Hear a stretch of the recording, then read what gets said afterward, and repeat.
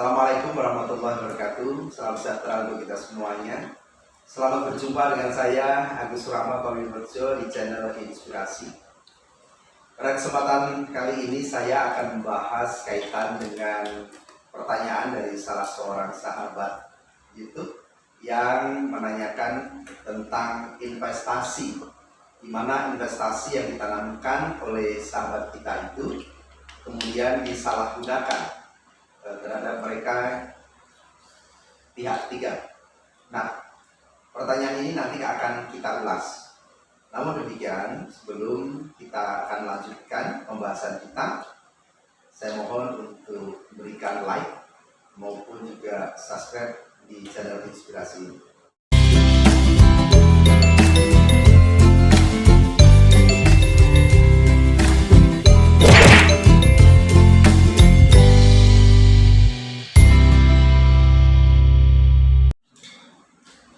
Oke, kita lanjutkan pembahasan pada kesempatan hari ini.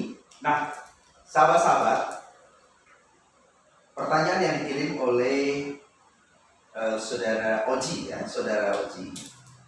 asal dari Banten, Pertanyaannya, salam inspirasi. Saya Oji, asal dari Serang, Banten. Pada kurun kurang lebih tahun 2018 telah bekerja sama dengan rekan saya yang bernama Ahmad, ini inisial saja, dengan menanamkan sejumlah modal sebesar 1 miliar rupiah untuk kegiatan pekerjaan proyek dengan satu komitmen atau kesepakatan, yaitu setiap pekerjaan mendapatkan fee dari keuntungan itu sebesar 40% dari nilai laba. Nah, namun dalam perjalanannya ternyata apa yang diperjanjikan tidak sesuai, bahkan tidak memberikan fee atau bagi hasil sama sekali dengan alasan yang tidak dapat dibuktikan. Nah, bahkan ketika ditanyakan modal yang ditanamkan selalu berkilau dan menjawab sudah dipergunakan, namun kesulitan untuk nagih dan lain sebagainya. Pertanyaannya, apakah saya dapat mengadukan halnya perkara tersebut melalui jalur pidana? Atau atas jawabannya kami ucapkan banyak terima kasih. Baik, ini pertanyaan yang menarik sekali dan bahkan banyak sering terjadi peristiwa-peristiwa semacam ini. Pada dasarnya, sahabat-sahabat, investasi adalah perkara perdata, bukan pidana. Ya. Investasi, penanaman modal, penanaman sejumlah uang untuk kegiatan usaha, ini adalah perkara perdata, bukan pidana. Namun, kalau ketika kemudian ada tindakan-tindakan lain, ada perbuatan-perbuatan lain yang menyertai dari keperdataan itu, nah itu bisa menjadi pidana. Tetapi investasi tetap perdata. Ya, sekali lagi bahwa investasi tetap perdata, bukan pidana. Nah, perkara yang muncul dalam pertanyaan itu adalah ketika kemudian investasi yang ditanamkan itu tidak dipergunakan sebagaimana mestinya, sesuai dengan perjanjian yang sudah disepakati oleh kedua belah pihak. Nah, saya ingin sampaikan, moga-moga rekan kita Oji mendengar atau menyaksikan channel ini. Yang harus dilakukan oleh pihak atau seseorang ketika akan memberikan investasi, maka harus dipastikan terlebih dahulu apakah investasi yang akan dipergunakan ini untuk sesuatu yang tidak bertentangan dengan hukum atau tidak. Ini yang sangat mendasar. Yang kedua, apakah investasi yang akan ditanamkan itu akan memberikan profit atau tidak.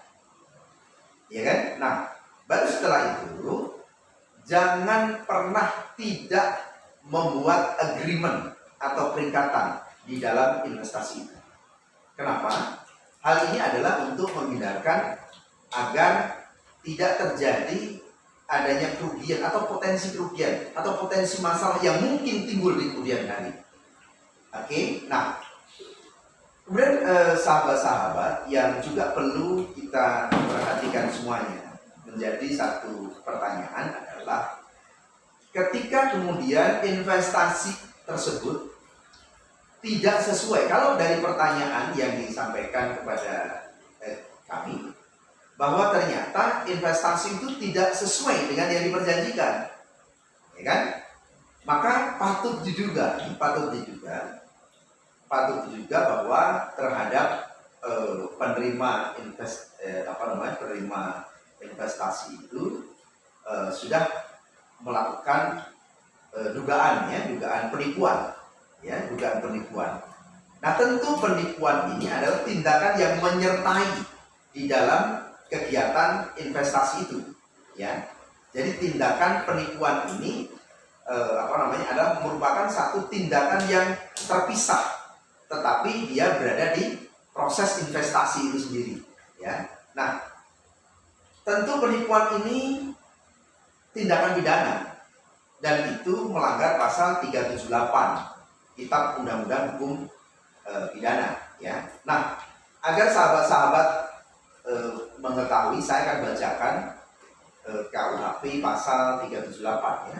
Nah, pasal KUHP 378 itu barang siapa untuk menguntungkan diri sendiri atau orang lain secara melawan hukum, ya, dengan memakai nama palsu, martabat palsu, dengan tipu muslihat atau rangkaian kebohongan, menggerakkan orang lain, ya, untuk menyerahkan barang sesuatu kepadanya, atau supaya memberi hutang maupun menghapuskan hutang, diancam karena penipuan dengan pidana penjara paling lama 4 tahun.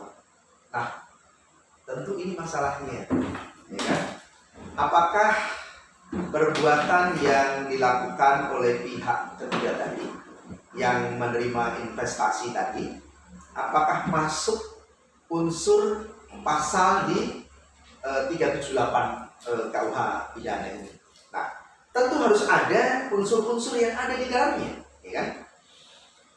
Nah, unsur-unsur yang yang masuk di dalam pasal 378 ini, yang pertama adalah adanya bujuk rayu, ya, adanya bujuk rayu. Maksudnya begini, apakah pada saat ketika akan menawarkan investasi itu, apakah dengan iming-iming, dengan bujuk rayu bahwa nanti kalau menanamkan investasi ini akan mendapatkan begini, dan dia gambarkan bahwa investasi ini akan dipergunakan untuk sesuatu pekerjaan yang memberikan keuntungan yang luar biasa, ya, ini namanya bujuk rayu, ya kan? Nah, ini pertama. Yang kedua, maksud daripada bujuk rayu itu adalah untuk menguntungkan diri sendiri. Artinya diri sendiri itu bukan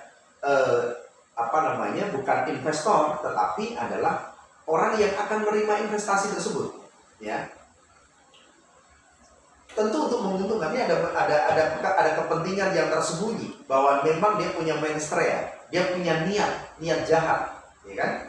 Makanya yang pertama dia lakukan bujuk rayu itu, ya kan? Baru kemudian maksud daripada bujuk rayu itu apa? Untuk menguntungkan diri sendiri, menguntungkan penerima investasi itu. Nah, kemudian yang ketiga, ya, bisa disertakan memang dengan nama palsu, keadaan palsu, akal cerdik, maupun karangan atau perkataan bohong. Nah, pertanyaan berikutnya adalah, apakah ketika semua unsur-unsur itu terpenuhi? Ya, maka ketika semua unsur-unsur terpenuhi, ya kan, dan ternyata juga sudah dibuktikan, ini yang penting, sudah dibuktikan, sudah ditanyakan, baik secara lisan maupun juga secara tertulis, untuk melakukan klarifikasi, ya, melakukan klarifikasi terhadap investasi itu. Apakah ketika contoh begini, ketika Pak Oji pada waktu itu, investasi itu yang diperjanjikan untuk kegiatan katakanlah proyek pelebaran jalan misalkan, atau untuk membuat perumahan misalkan, ya kan?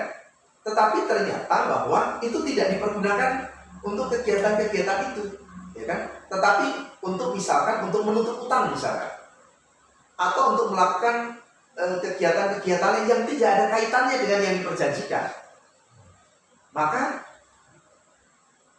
terhadap penerima investasi ini sudah masuk pada unsur pasal 378 ini, ya. Nah, ada dua ada dua hal, bukan saja penipuan, ya kan, tetapi juga serangkaian kebohongan, ya kan, dan juga dengan penggelapan, ya kan. Artinya apa? Kenapa kok itu disebut dengan penggelapan? Karena saudara Oji atau rekan Oji itu menanamkan investasi itu adalah untuk kegiatan yang diperjanjikan, ya kan. Akan tetapi ternyata bahwa investasi itu tidak dipergunakan sesuai dengan yang diperjanjikan itu, ya, sehingga ada dua pasal, yaitu pasal penipuan, dan juga yang kedua adalah pasal yang berkaitan dengan penggelapan. Nah, apa yang harus dilakukan? Yang pertama, lakukanlah secara persuasif, ya kan, dengan memberikan somasi, ya kan, ataupun teguran, ya, tentu dengan data-data yang akurat, ya kan. Nah, ketika somasi 1 atau somasi 2 itu tidak dilakukan, maka kemudian bisa dilakukan untuk segera dilaporkan ke aparat kepolisian, ya, karena ini sudah memenuhi unsur pasal itu. Nah, dari sini kita bisa mendapatkan satu gambaran bahwa ketika seseorang akan menanamkan investasi itu agar betul-betul teliti, ya, sekali lagi harus betul-betul teliti, betul-betul detail, jangan sampai kita terjebak atau jangan sampai kita kemudian menyesal di kemudian hari. Kita tidak ingin sahabat-sahabat kita kemudian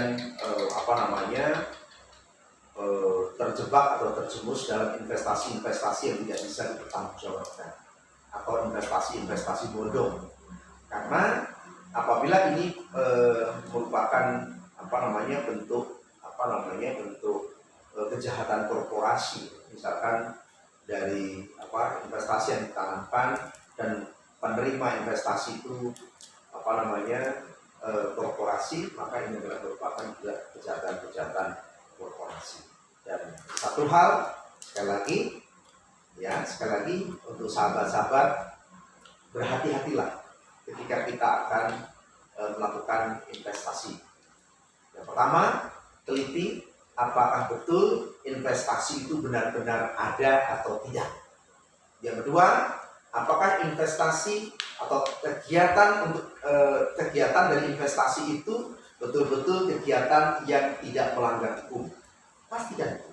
Yang ketiga, pastikan bahwa perusahaan, korporasi atau orang per orang yang menerima investasi itu betul-betul orang yang bisa dipertanggungjawabkan, ya. Dan yang terakhir, jangan pernah kita memberikan investasi tanpa ada satu kejelasan. Artinya apa? Harus di situ secara detail, harus di situ tertulis, harus di situ dibuatkan perikatan atau perjanjian yang secara yang secara tegas, yang mengatur hak dan kewajiban dan juga kewenangan masing-masing.